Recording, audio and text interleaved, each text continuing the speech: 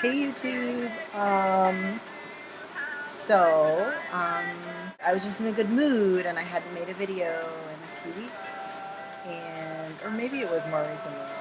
So I thought I'd make a video. I've got Blanky here, see him? He's so scared because there's been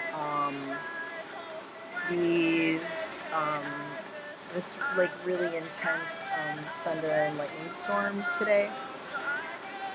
So he's been scared. That's why he's got kind of a funny look on his face. Yeah. So what else did I want to talk about? Two things, both book related.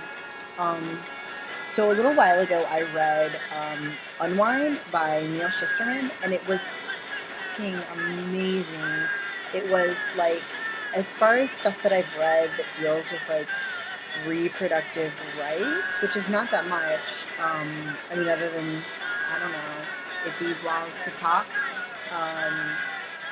I haven't seen that many things that like look at both sides of the issue, which like I have a very clear side of that issue that I'm on, and I don't always have a lot of respect for people on the other side because yeah, but the few times I've like found things where I felt like people on either side could like read this book or like watch this film or whatever and both feel like they were getting something out of it and both feel like this was something they cared about, like I feel like that's like a huge accomplishment. And Unwind was totally like that, but it was also just like a really great like teen dystopian novel about this world where World War II, the Second Civil War has been fought over issue of reproductive rights, and then they like neither side wins, and they come to this weird compromise. It's not a compromise at all, where like you can't have an abortion, but you can retroactively abort your baby when they're between the ages of 13 and 17. And have them unwound into parts. And then they live in a divided state, basically through being transplanted to other people. And the kids who have that done to them are not very happy about it, and they fight back. And that's kind of the book. So it was fucking amazing. Everything that I've read by Neil Shusterman is like life affirming for me, and just like really something that like is special. It's, you know, one of those rare like books that you don't find that often, and every time I read something by Neil Shusterman, it's that. So I was super upset when I finished it that the sequel, the remaining books in the trilogy were not out. But the next book comes out in August, but here's the thing. Can you see here that I got an advanced reader copy? It's not mine. It belongs to a librarian friend of mine who won it in like a raffle at this event where she got to meet Neil Shusterman. It was like a book tour, and he was raffling off one or something, and she won it. And she read it, and now she's letting me read it. So it's really, really good. I'm only like on page 33, but I'm already so sucked in. So on the subject of ARCs, which is advanced reading copies, I actually like get them a lot as like a library person. I also got, this is really even more exciting. Well, this is exciting in the way that it would be exciting if you got to read the next Harry Potter book before it came out. Like, if you got an uncorrected proof of that. That's the way in which this is exciting. This other one is exciting in a much more meaningful way. What is this? The Collection, short fiction from the Transgender Vanguard, put out by Topside Press. If you don't know about Topside Press, you should. They are a new publishing company, and they focus on literary fiction featuring trans protagonists. And so this is their like inaugural publication. It is all short stories. I think there's 28 short stories by 28 different authors, and many of whom are close friends, who are so rad, and crushes, and both, and everything, and sisters, and whatever. And so I got a copy because I'm going to review it. And also, I just love arcs. They're so special. I will definitely buy probably multiple copies of the regular book when it comes out. But this is the one that I'm going to treasure and totally get my friends who contribute to it to like autograph and stuff. And this is the one that I'm going to treasure. The other one's the one that I'm going to get a stack of and I'm going to lend to people, and to not be upset and kind of be happy when they don't get it back. I want to talk about the fact, I can't give away anything though because I'm writing this review, but can I just say that like I'm about 100 pages in, I think, and it's going to be a favorable review. That's all I'm going to say right now because I don't want to give anything away, but it's going to be a favorable review. And it's really hard for me. I'm trying to, like, for the integrity of my review, read the whole thing in order, because I feel like that's part of it. However, there's some that are not happening for a little while, as far as where I am. For instance, A Roman Incident by Red Durkin,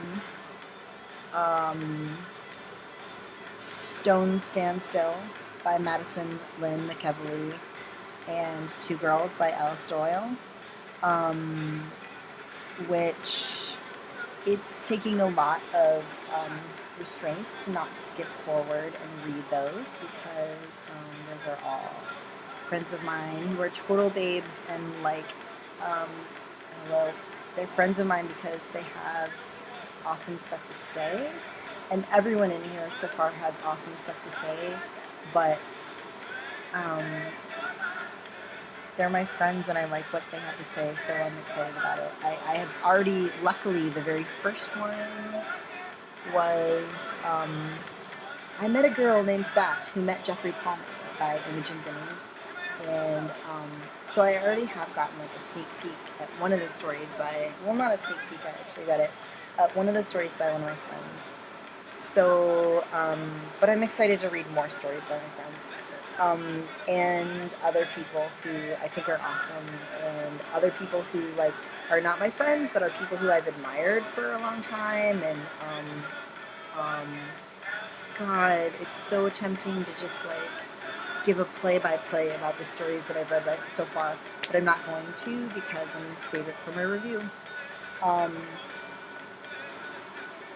Oh, and on the subject of arcs,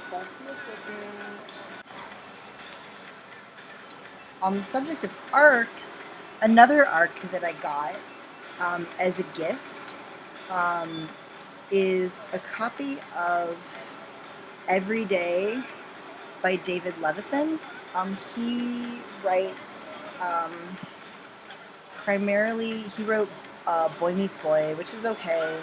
He co-authored Will Grayson with John Green, which I really enjoyed. And he's written, like, not just gay stuff, but he's a gay author, I think, and he writes about gay teens. This one looks like it just might take things like a step further than things that he's other things he's written and be like kind of special, because it's about like a kid who wakes up in a different body every morning, which kind of makes me think of a couple things that I've read. One of which is Flight by Sherman Alexie, which was beautiful. Probably one of the best things I've read this year, apart from these two, especially this. But Flight was one of the most beautiful things I've read so far this year. Um, and that has a kind of like someone just like waking up in different bodies thing. And then Wild Seed by Octavia Butler kind of has something like that too, only it's like, I guess that's different because this guy like kills people. Well, he doesn't kill them on purpose, but when he dies, he like transfers into someone else's body who's nearby. So I guess that's kind of a different thing. But this looks really good. And here's, I think it's kind of gay, maybe. Not that it wouldn't be good if it wasn't, but it has, I don't know, I looked and it seemed gay. But here's the thing that's really sweet. Look at this. To Jackson, live every day meaningfully. And then he signed it. And it's not very legible. But,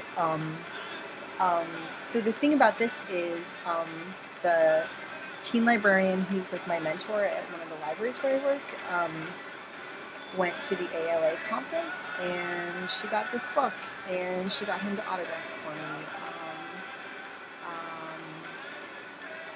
which was like such a sweet gift. So yeah, arcs, I like them. Sometimes when you're like a library type person, especially when you also like to review books and you read a lot, and Goodreads, if you write good reviews on Goodreads and you get attention to yourself, sometimes authors will contact you and be like, can I send you the arc of my book? Which happens to me periodically, and it's awesome. So also, real quick, I forgot to share this. This is another arc that I got from Topside Press at the same time that I got the collection. And I have not started this yet because I am trying to get through the other one first, but I'm super excited about this because, like, first of all, it looks really good. It's My Awesome Place, the autobiography of Cheryl Burke. And I'm excited about it for like a lot of reasons, but one reason is that Tom, who's the editor at Topside, told me that it is not YA, young adult, but has a lot of elements that would appeal to teens and make it like the kind of book that maybe would have some crossover appeal and be one of the adult books that you would buy to put in a teen section. Or that could possibly be reviewed in Voya, which is Voices of Youth Advocates. So I'm super excited about that because that's kind of like my area of interest is teen stuff, and especially like trans teen stuff. So yeah, I'm super excited about that. So I wanted to show this too. I'm gonna have to wait a little bit to read it because I gotta finish reading the collection. But yeah, just forgot to share that. So anyway, yeah, so I think that's it. This is getting long. I'm already going to have to edit down. Okay, so we're going to say goodbye. Oh no.